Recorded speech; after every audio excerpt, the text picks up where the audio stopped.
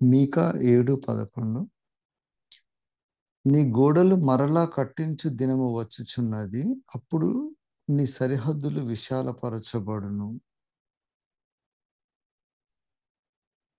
ఈ వాక్యాన్ని బట్టి కొంత సమయం మనం ధ్యానిద్దాము. నీ గోడలు మరలా కట్టించు దినము వచ్చుచున్నది, అప్పుడు నీ సరిహద్దులు విశాలపరచబడును అంటున్నాడు. జనరల్లీ మనం గోడలు కట్టినప్పుడు సరిహద్దులు డిసైడ్ చేస్తాము కదా. సరిహద్దులు గోడలు కట్టినప్పుడే అంతవరకు గోడ లోపల ఉన్నది మనది, లేకపోతే గోడ లోపల ఉన్నది నా ఆస్తి అని అట్లా ఉంటుంది. లేకపోతే ఒక డిస్టిక్ కానీ ఒక దేశానికి తీసుకున్నా కూడా ఒక మార్క్ చేసుకున్నప్పుడు అది సరిహద్దు కిందకి వస్తుంది అన్నమాట. సో ఇక్కడ కాంటెక్స్ట్ చూస్తే మనకు మీకా ప్రవచన గ్రంథంలో అంతకుముందు దేవుడు ఏ విధంగా చేసిండో దేవుని గొప్ప కార్యాలు తెలుసుకోవాలి. 6వ అధ్యాయం ఉంటుంది. 6వ అధ్యాయం మీకు 4వ వచనం ఉంటుంది. ఐగుప్తు దేశం నుండి నేను మిమ్మల్ని రప్పించి తిని, దాసగృహం నుండి మిమ్మల్ని విమోచించి తిని, మిమ్మల్ని నడిపించుటకై మోషే అహరోనులను మిర్యాములను పంపి తిని అంటున్నాడు.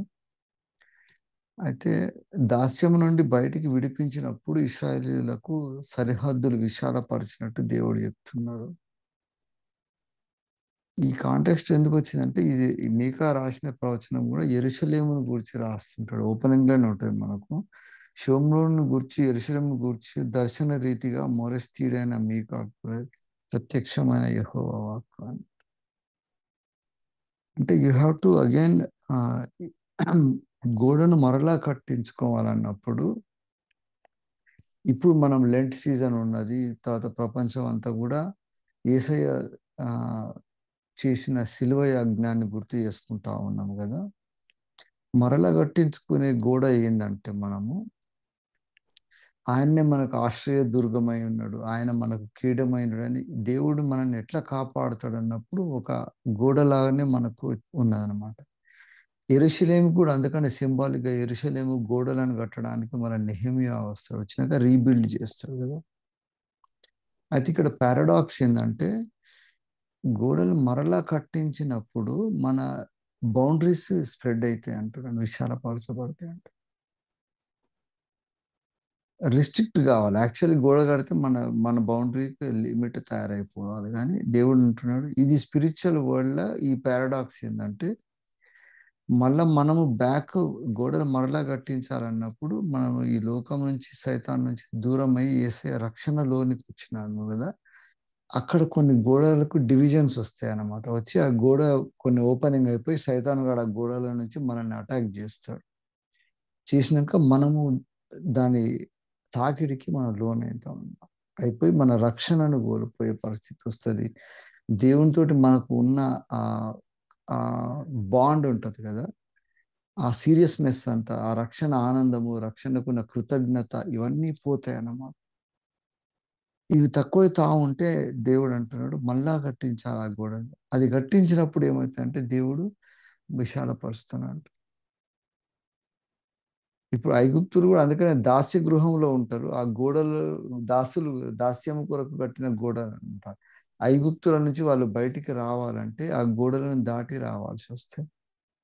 సో ఇప్పుడు మనం కూడా మనకు 2 రకాల గోడలు ఉన్నాయి. ఒకటేమో సైతాను కడతా ఉన్నాడు ఒక గోడ, ఇంకోటేమో దేవుడే ఆయన కవచంగా మనకు కడుతున్నాడు, రక్షణని ఇస్తున్నాడు మనకు. అది అందుకనే బైబిల్లో ఎక్కడ చూసినా కూడా ఆ కాలంలో అయినా ఇప్పటికైనా కూడా ఇప్పుడు కూడా ఇజ్రాయెల్తో యుద్ధం అవుతా ఉంటే ఇజ్రాయెల్ ఐరన్ డోమ్ అని ఒకటి తయారు చేసిన దాంట్లో నుంచి ఏ మిసైల్ వచ్చినా కూడా దాన్ని డిస్టర్బ్ చేసి కొట్టేయాలి. సైతాన్ చేసే అగ్ని బాణాల నుంచి మనం ప్రొటెక్ట్ కావాలంటే కూడా మళ్ళా మనం కట్టుకోవాలన్నమాట గోడలను. లేకపోతే కొంత సమయం అయిపోయినాక మనము యేసయ్య చేసిన ఈ శిలువ యజ్ఞాన్ని గురించి పెద్ద అంత సీరియస్గా తీసుకోమన్నమాట. ఆ రక్త ప్రభావం, యేసయ్య చేసిన ఆ శిలువ యాగం మన కొరకు ఆయన ప్రాణం అర్పించిండు అనే ఎమోషన్ ఉన్నది కదా, ఆ ఎమోషన్ని మళ్ళీ మనం రీబిల్డ్ చేస్తూ ఉండాలి అన్నమాట. Every time we have to rebuild the gratitude and the redemptive sacrifice that God has done for us అన్నమాట. ఇటువంటి ఆలోచన రావాలని, ప్రతి ఒక్కరికి రావాలని జగత్తు పునాది వేయబడక ముందే యేసయ్య సిలువ వేయబడ్డాడని ప్రకటన గ్రంథంలో రాసి ఉంటాయి. అందుకని అక్కడి నుంచి మొదలైనాక ప్రతి జీవి అనమాట, everybody has to do that. ఈ సాక్రిఫైస్ అందుకనే మనకు సింబాలిక్‌గా చేయడానికి మనకి నిర్గమకాండంలో చూపిస్తారు. ఇశ్రాయేలీయుల పండుగలన్నిట్లలో కూడా ఐగుప్తు నుంచి దాస్యం నుంచి రాగానే ఫస్ట్ వాళ్ళు చేయాల్సింది పస్కా పండుగ చేసినప్పుడు ఎట్లా ఆచరించాలి, మొదటి నెలలో ఏం చేయాలి వాళ్ళు చేసినప్పుడు వాళ్ళ వాళ్ళ తరపున ఒక ఒక కోడెదూడని అర్పించాలి. ఒక సంవత్సరం ఉన్న ఏడాది దాన్ని అర్పించాలి. అది అర్పిస్తేనే కదా అయ్యేదని అంటారు. అందుకే ఇప్పుడు ఏమంటుండంటే మీకా ప్రవచన గ్రంథంలోనే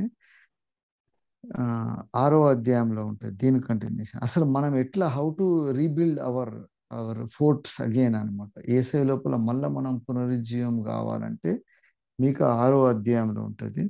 అక్కడ అంటున్నాడనమాట. ఏమి తీసుకొని వచ్చి నేను యెహోవాను దర్శింతును, ఏమి తీసుకొని మహోన్నతుడైన దేవుని సన్నిధి నమస్కారం చేతును, దహన బలులను ఏడాది దూడను అర్పించి దర్శింతునా, వేలాది పొట్టేళ్లను అర్పించునని, ఇక నా అతిక్రమముకై నా జ్యేష్ఠపుత్రుని నేను ఇచ్చేదనా అంటున్నాడు. ఐగుప్తు నుంచి రావడానికి దేవుడు చేసిన ఒక ఇంపార్టెంట్ డిసిషన్ ఏంటంటే ఐగుప్తు దేశంలో ఉన్న ప్రతి తొలిచూలు దాన్ని చంపేస్తాం అన్నమాట. అటువంటప్పుడు ఇశ్రాయేలీయులను కాపాడడానికి దేవుడు ఒక మార్క్ పెడతాడు అన్నమాట.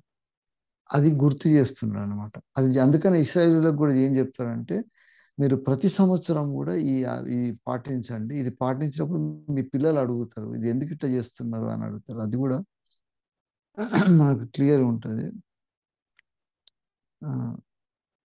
ఏంది ఈ ఈ ఆచారాలు మీరు ఎందుకు చేస్తున్నారు, ఈ విధంగా చేయాల్సిన అవసరం ఏమున్నదని మీ పిల్లలు ప్రతి తరంలో అడిగినప్పుడు ఐగుప్తు నుంచి విమోచన చేయడానికి దేవుడు చేసిన గొప్ప కార్యం గుర్తు చేసుకోవడానికి ఈ పండుగ చేయాలి అని అంటారు. ఇప్పుడు మనం కూడా గుడ్ ఫ్రైడే వస్తున్నది ఎవ్రీ ఇయర్ ఈ సీజన్ రాగానే మనము దేవుడు మన కొరకు చేసిన త్యాగాన్ని సిలువని ధ్యానం చేస్తుంటాం కదా. శిలువ ధ్యానం చేసినప్పుడు మనం తెలుసుకోవాల్సింది అంటే మళ్ళీ మనం ఆ గోడలు కట్టుకోవాలంట ఎవ్రీ ఇయర్. ఎక్కడెక్కడ సేటన్ మనకు అడ్డం వస్తున్నాడు అందుకని అన్నాడు చూడు. మనం చేయాల్సింది ఏంటంటే నా అతిక్రమమునకై నా జ్యేష్ఠపుత్రుని ఇస్తున్నా, నా పాప పరిహారముకై నా గర్భఫలం ఇస్తున్నా అని మనుష్యుడా ఏది ఉత్తమమో అది నీకు తెలియజేయబడి ఉన్నది అని న్యాయముగా నడుచుకున్నటయు కనికరము ప్రేమించుటయు దీన మనస్సు గల నీ దేవుని ఎదుట ప్రవర్తించటం ఇదే కదా యెహోవా నిన్ను అడుగుచున్నాడు. మనం ఇప్పుడు చేయాల్సింది అంటే జ్యేష్ఠపుత్రుని ఇవ్వకుండా మనం ఇప్పుడు దేవునికి ఏమి ఇవ్వగలుగుతామంటే ఏం అడుగుతున్నాడంటే ఇవన్నమాట 3 ముఖ్యమైన అడుగుతున్నాడు. కనికరాన్ని ప్రేమించాలంటున్నాడు, న్యాయంగా నడుచుకోవాలంటున్నాడు, దీన మనస్సుడై దేవుని ఎదుట ప్రవర్తించాలంటున్నాడు. ఈ 3 మనకు ఈ 3 విషయాలు మన లోపల ఇప్పుడు డెవలప్ చేసుకుంటా ఉంటే మనము we will go back to the original అనమాట. అందుకని అంటుండే న్యాయంగా ప్రవర్తించాలంటుండు. న్యాయంగా ప్రవర్తించాలన్నప్పుడు ఫస్ట్ బేసిక్ న్యాయం ఏంటంటే ప్రపంచంలో ఉన్న న్యాయము దేవుడు ఇటర్నల్ జస్టిఫికేషన్ ఏం చేసిండంటే పాపంలో ఉన్నోడు పాపం నుంచి బయటికి రావాలంటే పాపం లేనోడే పాపాన్ని ప్రాయశ్చిత్తం చేయాలి కాబట్టి దేవుడు చేసిండు అనమాట. ద రిడెంప్షన్ అంటారు కదా. ఒకరికొరకు ఒక ప్రాయశ్చిత్తము చేయాల్సిన అవసరం ఎందుకు దేవుడు పెట్టిండంటే ఆయన కుమారునిగా మన మధ్యకు రావాలి వచ్చింది. ఎందుకంటే మనం సొంతంగా మనం చేయడానికి వీలు లేదు కాబట్టి ఆయన తప్పకుండా రావాల్సి వస్తుంది. మన పక్షాన ఆయన వరకు మన పాపాల కొరకు ఆయన భరించాలని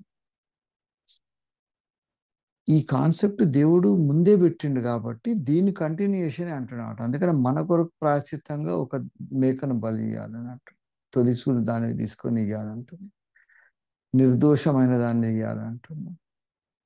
ఈ ఆచారం చేసి ప్రతి సంవత్సరం మీరు చేయాలి. పస్కా భుజించినప్పుడు ఈ విధంగా చేయాలి.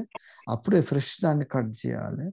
ఏది కూడా పులిసింది వాడద్దు. అంటే పులిసిన దాంట్లో యానిమల్స్ ఉంటాయి కదా, క్రిములు ఉంటాయి, బ్యాక్టీరియా ఉంటుంది, అవన్నీ ఉంటుంది. ఫర్మెంటేషన్ చేసినప్పుడు వేరే లైఫ్ ఇన్వాల్వ్ అవుతుంది.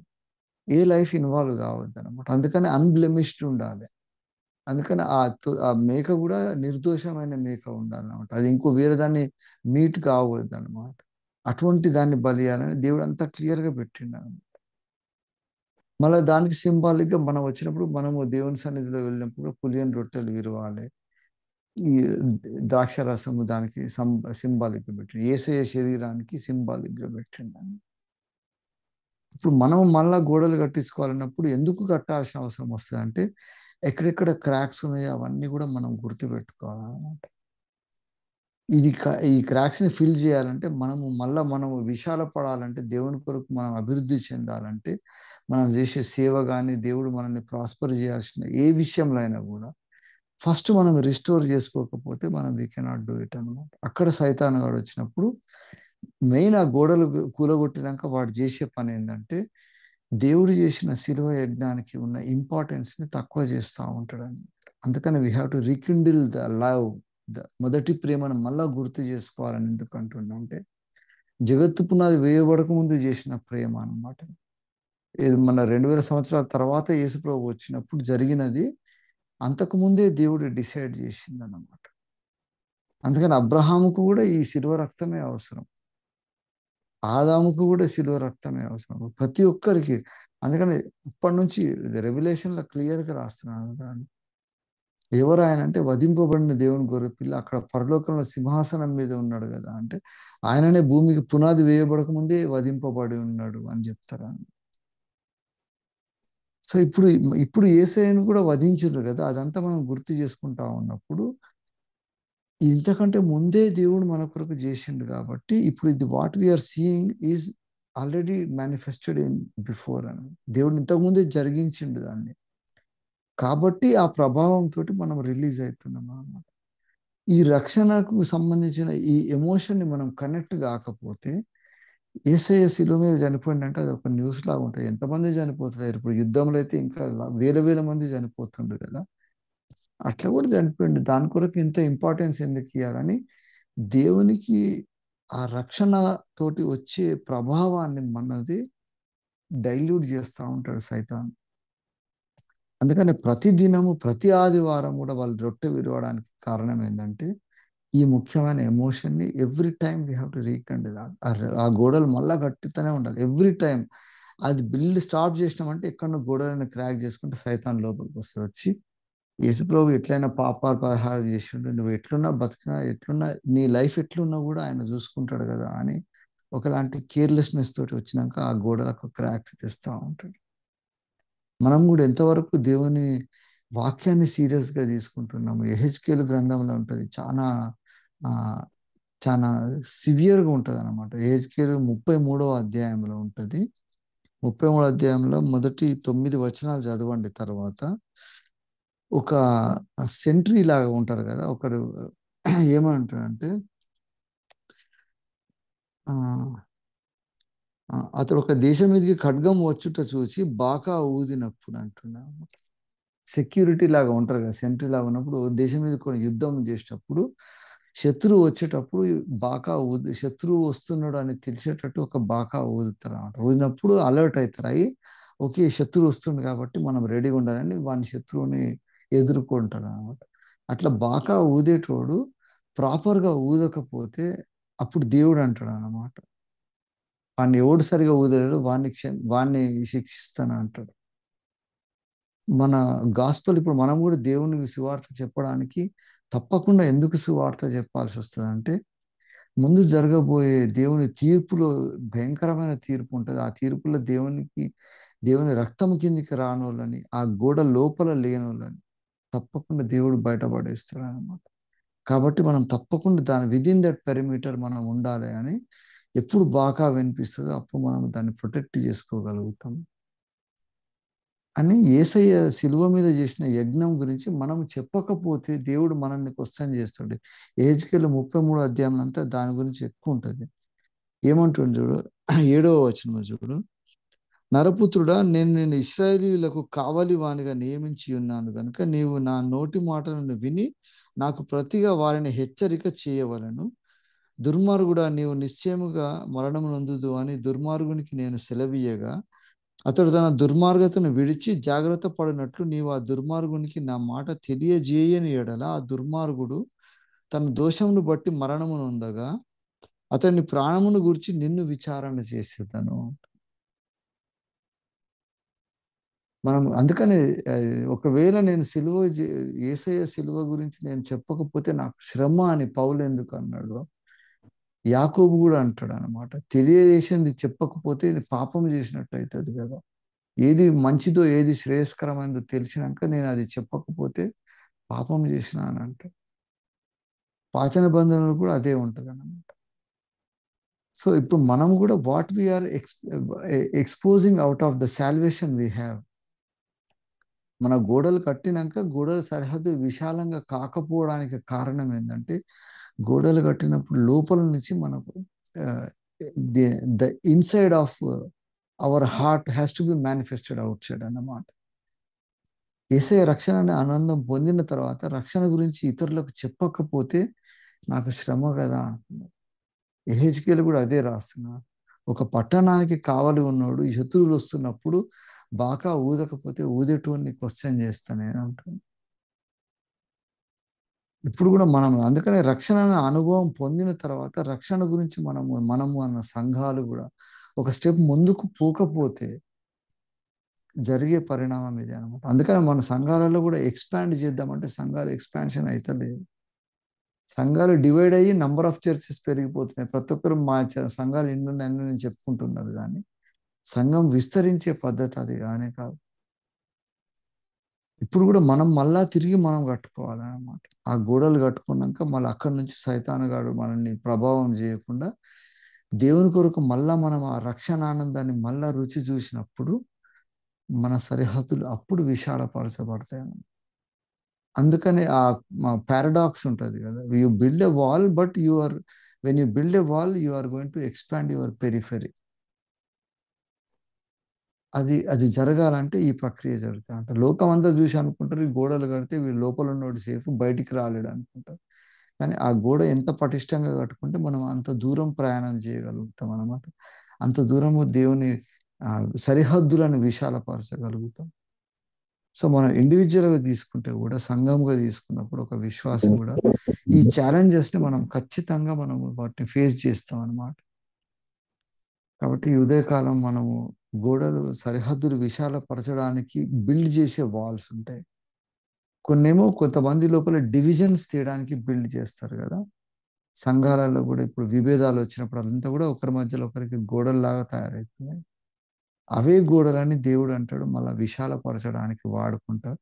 ఎప్పుడు వాడుకుంటా అంటే you have to arrive at the right place అన్నమాట. ఎక్కడ నీకోసం ప్రాయశ్చిత్తం జరిగిందో అక్కడికి మళ్ళీ తిరిగి వచ్చినప్పుడు మరలా కడతాను అంటున్నాను. సో మనం మరొకసారి మళ్ళీ దేవుడు మనల్ని రక్షించిన దినం రోజు ఏ రోజు మనం నిజంగా అరే నేను తప్పు చేసిన కదా అని దేవుడు మనల్ని టచ్ చేసిన మూమెంట్ ఉంటుంది కదా, దాన్ని మళ్ళా విజిట్ చేస్తూ ఉండాలి. The more we visit that place, ఆ విజిట్ ఎక్కడ చేస్తామంటే శిలువ దగ్గరనే చేస్తాం. శిలువ మీదనే నాకు రక్షణ నా కొరకు ప్రాయశ్చిత్తం చేయబడ్డాడు కదా. అందుకనే మోరియా పర్వతం దగ్గర పోయినప్పుడు అక్కడ అబ్రహాం ఇచ్చినది. ఇప్పుడు టెంపుల్ ఆఫ్ జెరూసలేం ప్రపంచం అంతా కొట్లాడుకునే కాన్ఫ్లిక్ట్ జోన్ ఏంటంటే అక్కడ బలి ఇచ్చిండు యేసయ్య, అక్కడనే ఉన్నదన్నమాట. అది ప్రపంచం అంతా కూడా ఇప్పుడు పాలిటిక్స్ అన్నిటికీ కూడా అదే కేంద్రముగా అయింది. రేపటికి యేసయ్య రావడానికి చివరి రోజులలో కూడా రెండో రాకడ ముందల ఈ గ్లోబల్ ఈవెంట్స్ అన్నీ కూడా అక్కడికి వస్తాయి. ఎక్కడ బలి జరిగిందో, ఎక్కడ అబ్రహాము బలి ఇద్దాం అనుకుంటే, ఎక్కడ యేసయ్య మన కొరకు బలి అయిందో ఆ ప్రదేశమే మన సెంటర్ కాబోతుంది. సో మనకు కూడా మన లైఫ్లో యేసయ్య ఒకరోజు మన దగ్గరకు వచ్చి మన కోసం చనిపోయిన కన్విన్స్ చేసిన టైం వచ్చింది ఒకటి. దాన్ని మళ్ళా కట్టుకోవాలన్నమాట. We have to rebuild that relation, rebuild that emotion, rebuild that thankfulness అనమాట. అప్పుడు దేవుడు అంటాడు నీ సరిహద్దులు విశాలం చేస్తాడు. కాబట్టి ఈ ఎక్స్పీరియన్స్ మనము ప్రతి సంవత్సరం గుర్తు చేసుకోవడానికి మనం ఈ లెంట్ సీజన్ అంతా వాడుతుంటాం. అట్లా లేకుండా కడుపు మార్చుకొని ఉపవాసం ఉండడం వల్ల ఏం ప్రయోజనం ఉండదు.